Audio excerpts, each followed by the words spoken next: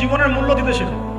আল্লাহ পাক তোমাদেরকে কি জন্য সৃষ্টি করেছেন এটা বুঝো। শোনো, দুনিয়া যদি চাইতাম আমি অনেক কিছু করতে পারতাম, এই সুযোগ আমার সামনে ছিল। আমরাও স্বপ্ন দেখেছি একসময়, পাবলিকলি এটা বলেই ফেলছি, আমরা একসময় স্বপ্ন দেখেছি বাংলাদেশ ক্রিকেট টিমের ওপেনিং ব্যাটসম্যান হবো, সবাই আমাকে চিনবে, সবাই আমার পোস্টার লাগাবে ঘরে ঘরে, সবাই আমার কাছে অটোগ্রাফ নিতে আসবে, ছবি তুলবে, ইত্যাদি ইত্যাদি। যখন থেকে দিন বুঝেছি আলহামদুলিল্লাহ একদিনও পিছিয়ে ফিরে তাকাই নাই। আলহামদুলিল্লাহ এখনো মানুষ শুধু ছবি তুলছে, আমাদের সাথে তুলতে যাচ্ছে, অটোগ্রাফ চাচ্ছে, একই বিষয়। এখন আমি আরো অ্যাভয়েড করছি জিনিসগুলোকে। নিজেকে চিনতে শিখো। আল্লাহ রাব্বুল আলামিন তোমাকে আমাকে সৃষ্টি করেছেন, আল্লাহ পাক আমাদের হাতে এই দিনের বিজয় দেখতে চান। আল্লাহ পাক চান যেন আমরা আল্লাহর দিনটাকে পালন করি, প্রসার ঘটাই। ইনশাআল্লাহ এক সময় দিন প্রতিষ্ঠা হবে ইনশাআল্লাহ। আমরা যদি খেলতামাশায় মত্ত থাকি তাহলে দিনের প্রচার কে করবে, প্রসার কে করবে? আর সব কি ওলামায়ে কেরামের দায়িত্ব? সাধারণ মানুষের কোনো দায়িত্ব নাই? সবাই এখন এই যে ডক্টর হতে চান, ইঞ্জিনিয়ার হতে চান, ভালো কথা হন, এবং সবসময় দেখা যায় আলেম ওলামাদের সবার ভুল ধরার চেষ্টা করতে থাকেন।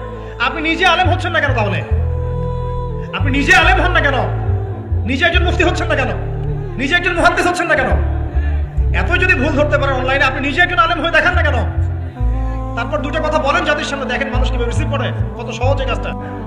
অথচ সারা ওয়ার্ল্ডের মধ্যে ইসলাম আস্তে আস্তে সংকুচিত হয়ে গেছে। আমরা কবে স্মার্ট হব? প্রিয় ভাইরা, মনে রাখবেন আমরা সবাই মিলেই মুসলিম জাতি। পলিটিক্যাল লিডার্স আছেন, প্রশাসনের লোক আছেন, আমাদের যুবক যুবতী, তরুণ তরুণী, সবাই মিলেই আমরা এই উম্মাহ জাতি। আমরা কেউ কারো শত্রু নই, কেউ কারো দুশমন নই। সবার মধ্যে ভালো কিছু পাবেন, ভালো নিয়ে নেন, খারাপটা ছেড়ে দেন। উম্মাহকে ঐক্যবদ্ধ করার চেষ্টা করেন। এই ছোটখাটো বিষয়গুলোকে ইখতিলাফ বন্ধ করেন, আল্লাহর ওয়াস্তে বন্ধ করেন। বড় বড় বিষয়গুলোর দিকে ফোকাস করেন। তরুণদেরকে শিক্ষিত করেন, আদর্শ পরিবার করেন, শিক্ষা অর্জন করেন, জ্ঞান অর্জন করেন, বড় আলেম স্কলার হন, বিশ্বকে নেতৃত্ব দেন। পলিটিক্স করলে ভালো করে করেন, যাতে করে আপনার দ্বারা দুনিয়ার দিনের খেদমত হয়। আলহামদুলিল্লাহ। ইকোনমিক্স হলে ভালো করে হন, বিজ্ঞানী হলে বড় বিজ্ঞানী হন, মানে আপনি বড় স্বপ্ন দেখেন। ইয়াং জেনারেশনকে নিয়ে আসেন ইসলামের দিকে, তাদের দ্বারা ইনশাআল্লাহ ইসলামের বিজয় হবে। ঘরে ঘরে হাফেজ ছিল, ঘরে ঘরে হাফেজ, ঘরে ঘরে আলেম, ঘরে ঘরে মুফতি মুহাদ্দিস ভর্তি।